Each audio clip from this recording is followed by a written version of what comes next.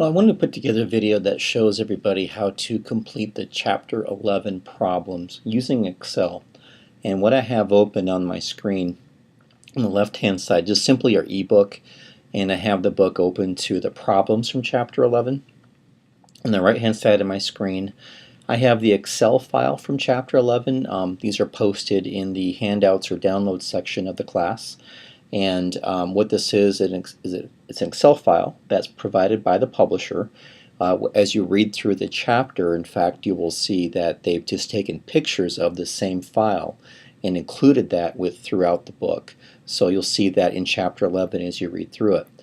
And so this is just a really good example to follow to be able to take this file and just simply use it to complete some problems involving the capital budgeting methods. So the file just starts off with net present value as the first method that they show us. They show us a couple ways to do a project. Project S and L, S is for short, L is for long, and for S what they did is they said it's going to have cash flows that are higher earlier and lower later, and then L is the inverse to that, where it's going to start out with small cash flows that will grow to be larger. They both have an initial investment of $1,000.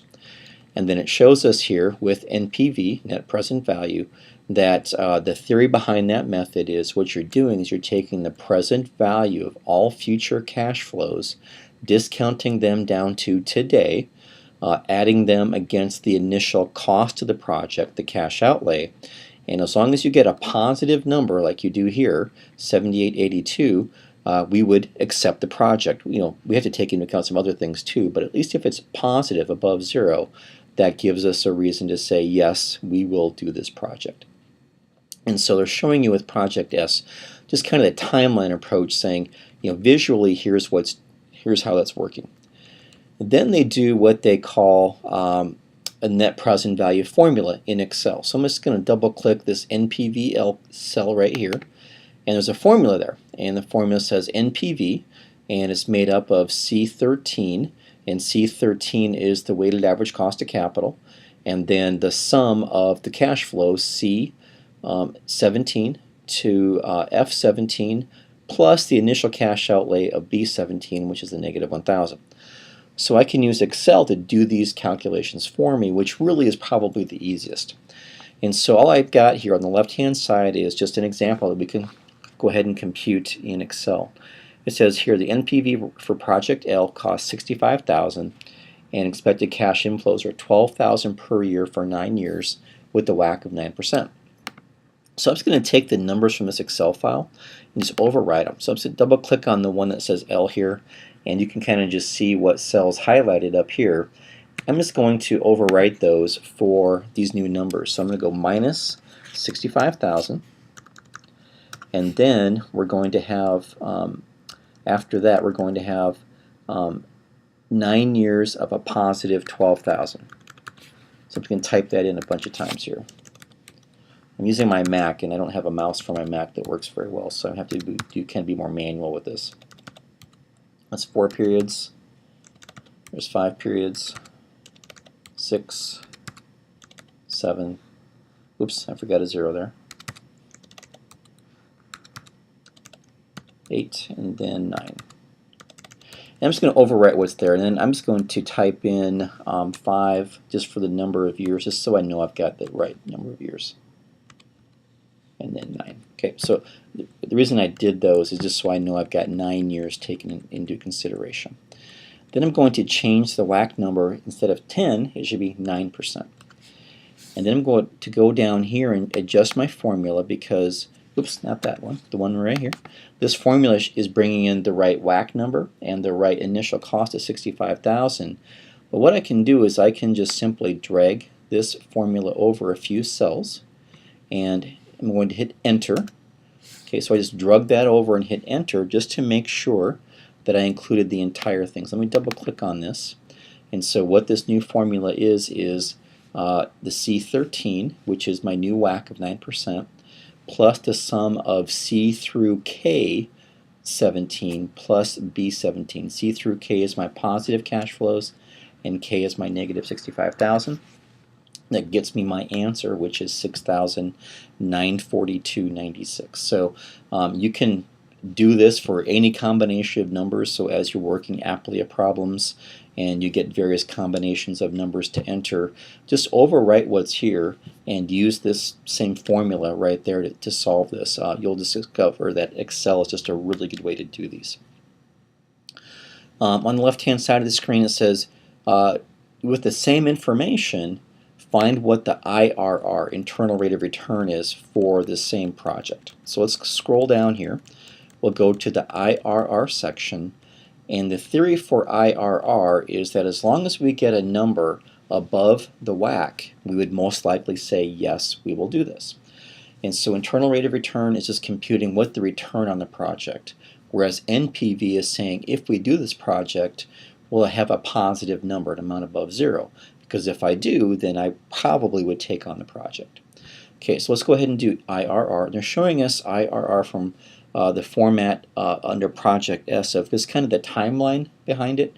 And the theory behind it is let's compute what the rate of return is on the project if NPV is 0. So you can see here I've got my initial cost, a whole bunch of future positive cash flows, and I get down to 0 as my NPV. Okay, and so that rate of whatever forces those numbers to be 0 is my internal rate of return. Well, the best way to do these is using Excel again. So I'm going to double click on this, and it's basically just going, okay, if it's saying what is the IRR of that stream of cash flows, -1,000, then the 5, the 4, the 3, and the 1 for the next 4 years. And so I can just kind of enter my same numbers again, adjust my formula, and get the answer. So I'm just going to put in the same numbers we used before, minus 65,000, and then a whole bunch of 12s. We're going to enter 12,000 9 times. And what's nice here is we just got to put in those numbers just so we know we've got that many. So just keep entering these until we've got them all there.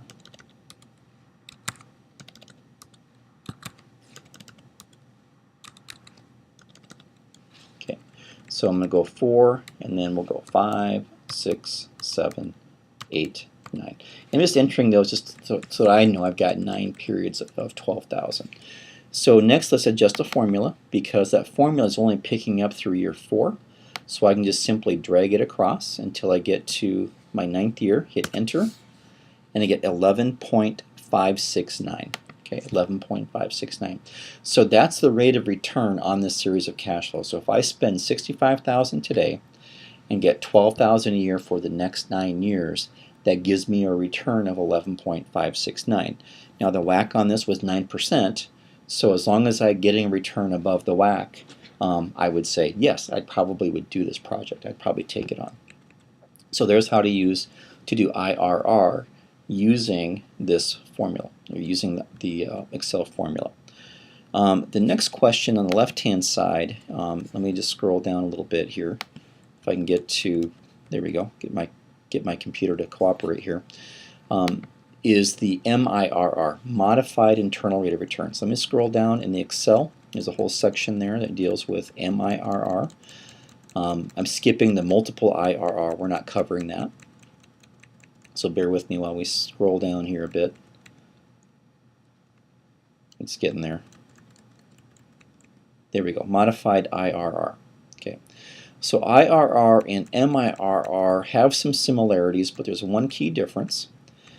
The IRR assumes that all future cash flows are reinvested at the IRR rate of return. So for the previous example that we just did, we calculated 11.569, and so the IRR formula just assumes that all future cash flows will get reinvested at that 11.569 rate.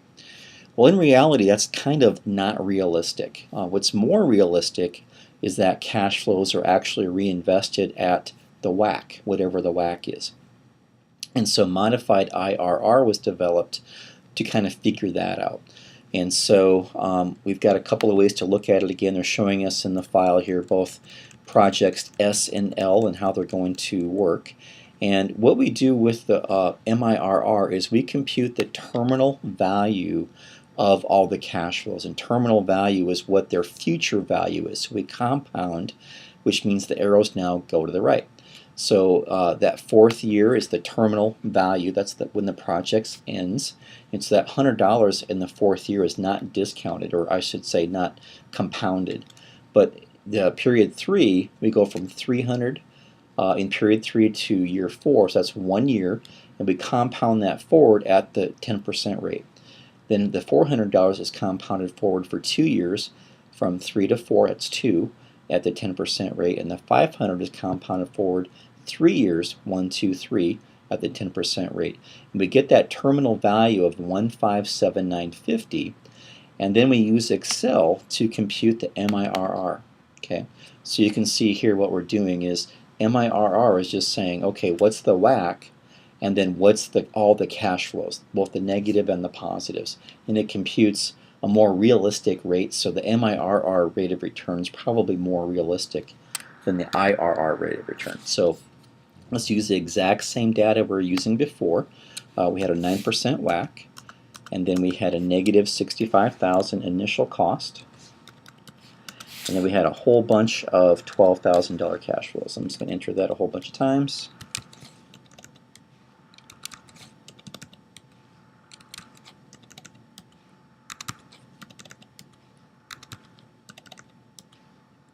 And I'm going to delete there's in the file. When you pull it up, you're going to see something like this, and we're just going to get that out of the way. There's a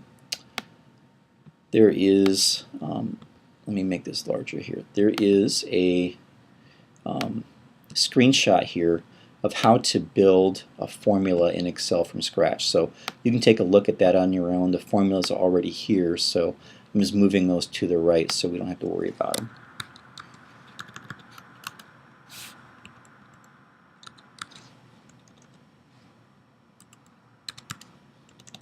Okay, then we'll add in the numbers. Make sure we've got 9 years, 6, 7, 8, and 9.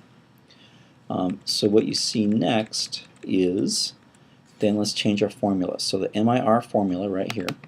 So MIRR is this WACC plus the initial cash outflow and then all the future positive cash flows. Hit enter, and I get 10.24. 10.24. That is the MIRR, modified internal rate of return. It's usually going to be lower than the IRR. The IRR was 11.569, and this was 10.24. So here's how you would use Excel to calculate the MIRR on using a series of cash flows. So let me minimize my Excel here and go back to the problems, and let's look at the next one, which is payback. So it says now, what's the payback on the same series of cash flows? A negative 65, and then 9 years as a positive 12,000. On the right hand side, I'm just scrolling down on the Excel. I'm skipping NPV profiles on purpose, and then just let me keep on going down here as Excel is stopping cooperating with me. I'm getting the circle of death here. But while that kind of resets, payback period is all about computing how long before we get our cash back after we invest in a project. How long will that take? And just tells us that in amount of time. Payback period does not take into account cash flow. I'm sorry, not cash flow. It does not take into account the time value of money. So that's kind of just one minor setback, or one thing about payback that isn't great is that we never know what the time value of money is. We just ignore it for that particular problem. So if I can get Excel to cooperate, I would show you how to do this. There's a whole section here that shows you how to do these. So let me just keep scrolling down here. I know I'm close.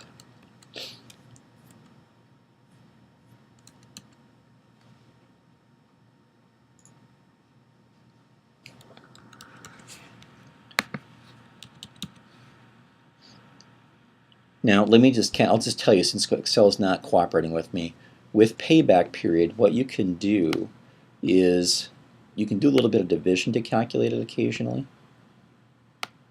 And for this one, the one we're looking at, it is pretty easy because we spend $65,000 and every cash flow is the same after that. Every cash flow is positive and it's the same number as 12,000.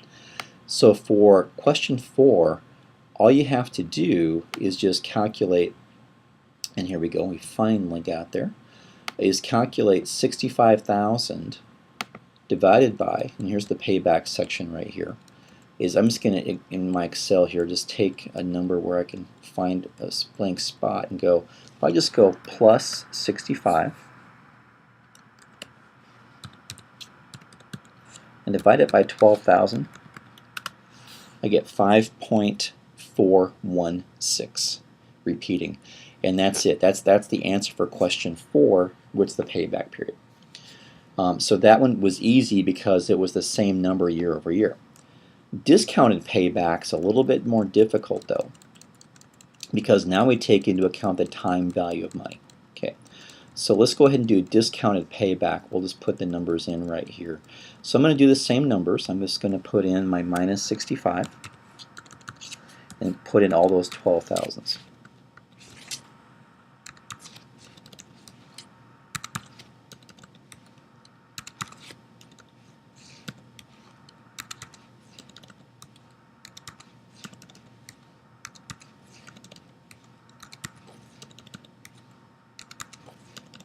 Okay, so there they are. I'm going to type in these numbers here. These are important. I have to have these here for this to work.